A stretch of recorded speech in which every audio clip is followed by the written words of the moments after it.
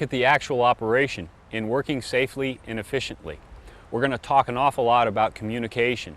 And we're going to go through something we call the command and response system, which is a way for the ground person and the arborist aloft to communicate. We're going to take a look at some rope handling techniques and a few knots you need to know. We'll also look at chainsaw use and think a little bit about logical work sequence. Boy, we have a lot to do. We better get going. Sure.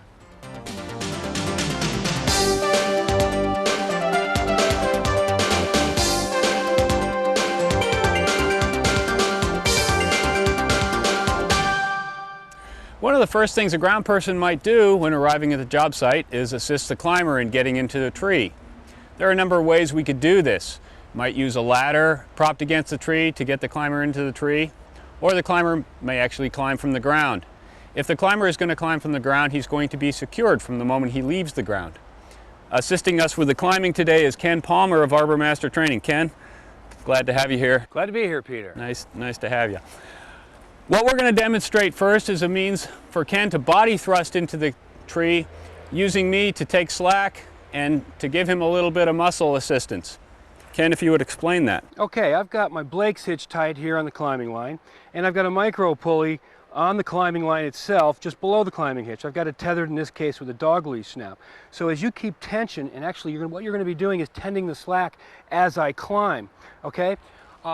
Down here in the lower part of the tree, it's really not ideal for body thrusting in the sense that my feet won't be tightly against the tree because of the rope angle. So I'm going to tend to swing a little bit, but you can help me by the way you position yourself. Okay. Once I get into the limbs of the tree, I'll start to climb the tree itself, and you can continue to help me by tending the slack by keeping pressure on the climbing line. Okay, you're the boss.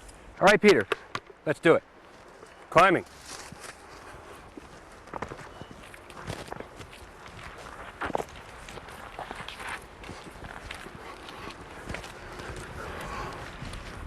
Okay, I'm going to spin around here, and I've got some dead wood here, Peter. Stand clear while I check it to see how secure it is. All clear.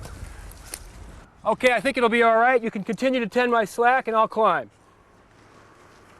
Okay.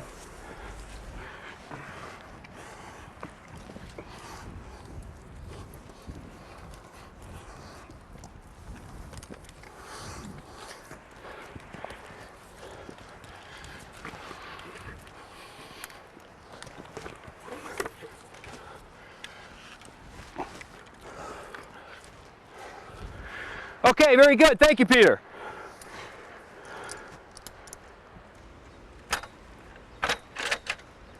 The climber can sometimes use a ladder to access the tree, and of course it's the ground person's responsibility to assist him with that ladder. Here's a good rule of thumb for setting a ladder. If you place your feet at the ladder's base and reach with outstretched arms, your fingers should just touch the rails. When the climber is ascending, we want to make sure we foot that ladder and support it until he's off the ladder. And then of course once the climber is in the tree, we want to get the ladder out of the work area and properly stowed back on the truck. Another technique that the climber might use to get into a tree is called secured footlock. You can see in this case that Ken is using a prusik loop secured with a prusik hitch to his climbing line. And basically with this technique the climber is going to be under his own power to get into the tree, and there's very little that the ground person can do to assist with the actual climb. That's right, Peter. I'm going to be sliding the prusik up both parts of my climbing line as I footlock into the tree. So that's going to be securing me as I climb. But in this case, I want to start doing a little work on this lowest limb. And what you can do to help me is swing me over to that limb, because it's a little far for me to reach, it looks like, from here. Okay, you got it. Okay, stand clear. All clear. Climbing.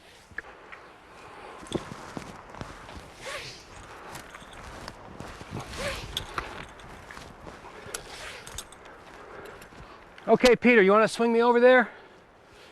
Thank you. Excellent.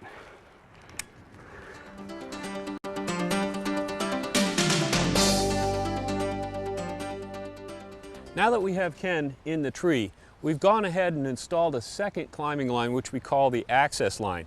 The access line can be very helpful to us, particularly in a huge tree like this one, to get access to that tree if we have an aerial emergency. When Ken gets ready to start lowering some limbs, we're going to pull this access line out of the work area.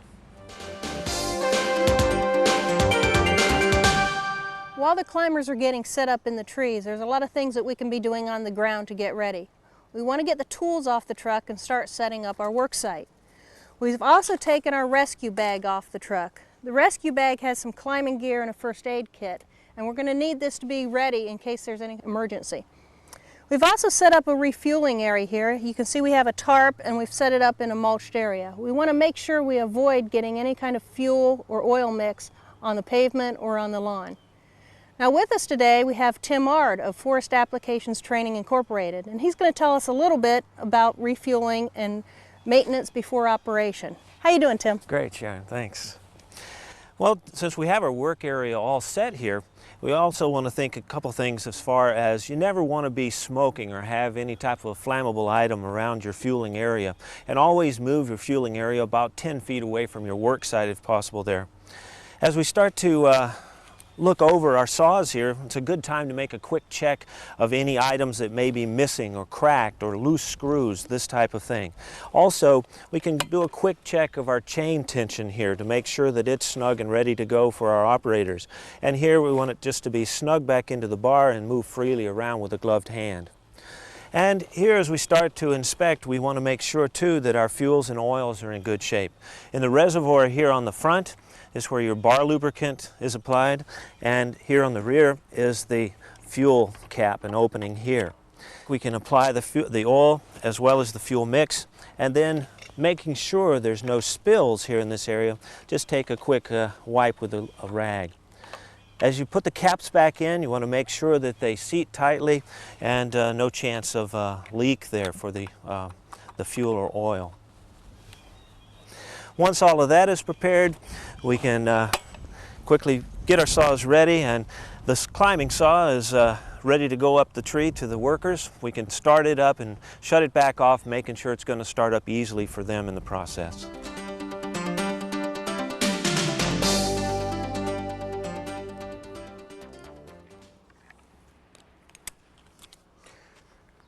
Sharon, would you send me up a pole saw, please? Sure thing, Ken. This is one of the other duties of a ground worker. From time to time, a climber's going to need various tools or equipment up in the tree, and the ground worker needs to be able to tie them on. In this case, I'm going to attach the pole saw to Ken's line using a midline clove hitch. I start by making a loop, and I want the standing part of the line on the inside of the loop. I twist a second loop up into it such that the running part of the line is also on the inside of the loop. Then what I do is attach the clove hitch to the pole saw, making sure to keep the line away from the blade. All set, Ken? Okay, stand clear, hauling away. Then I help guide the tool up into the tree.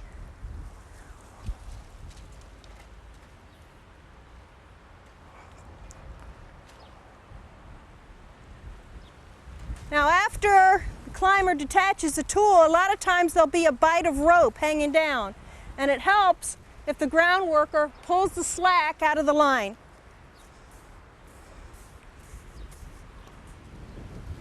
Thank you. Make sure your saw is firmly supported with the chain brake on before you start it. When you operate a chainsaw on the ground, you must wear chainsaw leg protection in addition to your normal PPE. Make sure of your footing before you start cutting. Avoid cutting with the bar tip, especially the upper quadrant of the bar tip. Operate the saw away from your legs and feet. Use natural barriers, such as limbs, between you and your saw.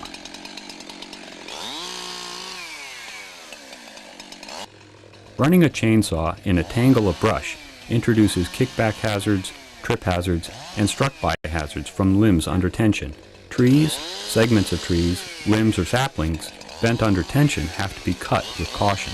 Try to find the direction of force acting upon the piece and cut in a way that won't bind or pinch the saw bar or chain or create kickback. Here Tim uses a notch and undercut to lower the trunk to the ground. Plastic or soft metal wedges can be used to prevent binding when cutting large pieces. block logs with pieces of wood or other suitable material to keep them from rolling. When more than one worker is limbing or bucking a tree, each needs to be aware of the other's location and activity.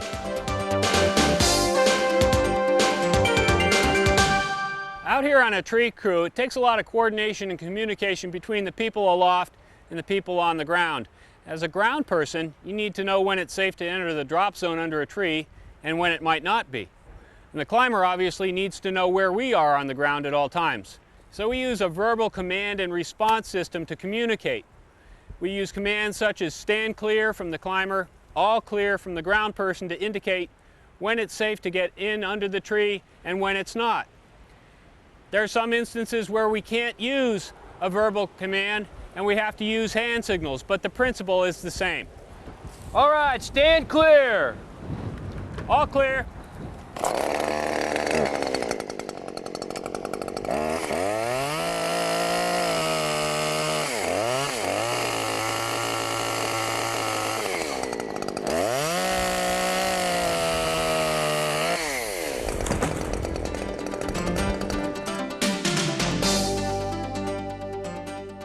A good tree crew plans its work so that it can be carried out efficiently.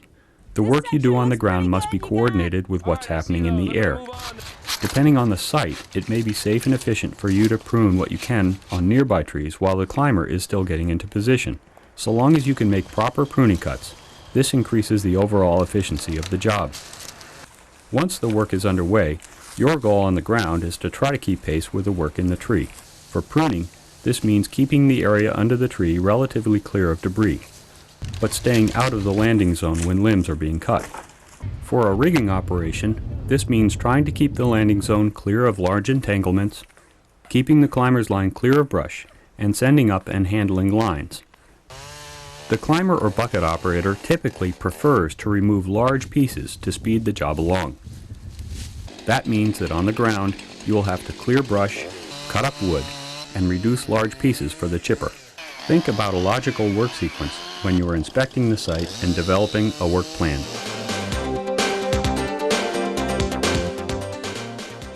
Ready for the block and rigging line. All right, in order to send the block up to Ken, I'm first going to thread the rigging line through the block so that I can send them up together.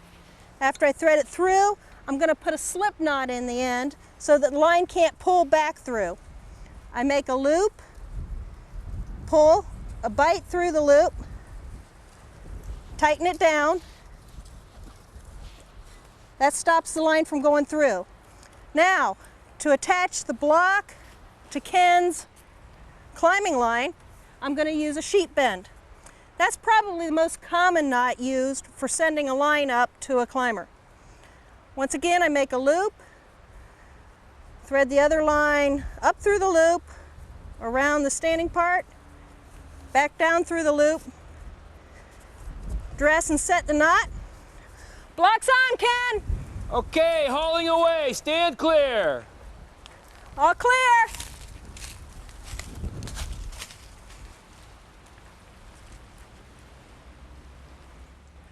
Sharon has already sent the rigging up to Ken that he's going to need in the top of the tree in order to lower out these big dead limbs. While he's busy doing that, we're going to set rigging at the base of this tree so that we can handle the lines properly. We're going to be fixing a friction device on the base of the tree, this device here. Now there are a number of different ways we could do that. The way we're going to choose on this tree, because of the size of the tree, the girth of the tree, combined with the length of our dead eye or fixed eye sling, is what's called a timber hitch. To fashion a timber hitch, we're basically going to create a bite in the rope and install a minimum of 5 tucks to hold that bite, which Bob is doing now.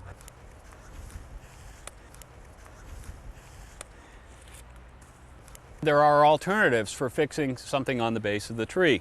Another good alternative is something called a cow hitch. A cow hitch requires that you double over the sling and therefore would require either a much larger sling or a much smaller tree. We also want to make sure that we have these tucks going in the right direction.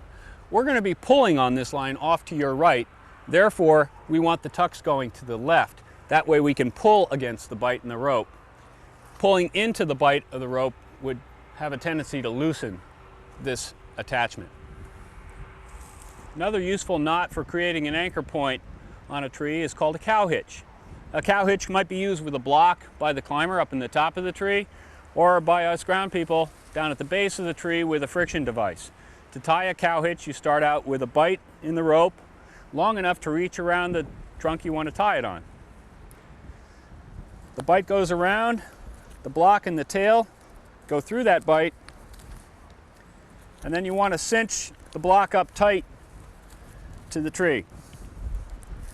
Now, if this were a larger diameter trunk, I would have to walk my rope around the tree in this fashion. Create the bight, come around, feed the tail again through that bight. Now, regardless of how I tied it, at the end of this, I have to secure this hitch with a half hitch around the splice in the rope. And then I'd want to neaten it up by taking my tail and making a couple tucks on the back side of the tree.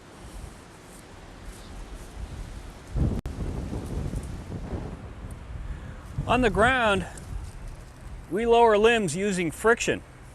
And it's nice to be able to manage that friction. In this instance, we're using a friction device at the base of the tree.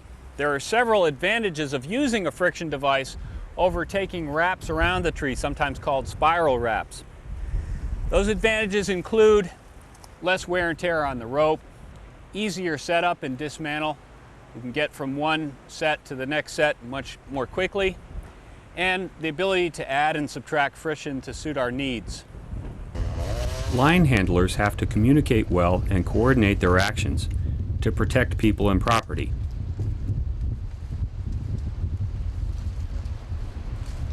As well as to put the limbs where they want them. It is a very good idea to wear gloves for this operation.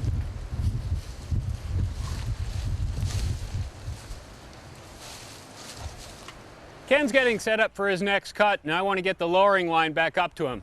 He's about 20 feet below the block, so I want to tie a slip knot in his lowering line so that it won't run through the block. I'm going to measure out about 20 feet, tie a slip knot. That should give him enough rope to work with.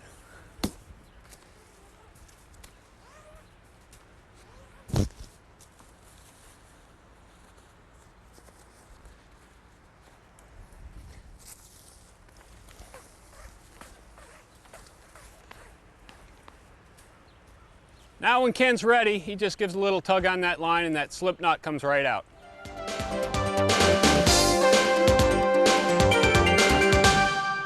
As you gain a little bit more experience, you'll become a valuable second pair of eyes for the climber. Sometimes the groundman can see things up in the tree that the climber can't spot, so it helps out to point out certain branches that need to be trimmed or to make sure tools aren't left in the tree.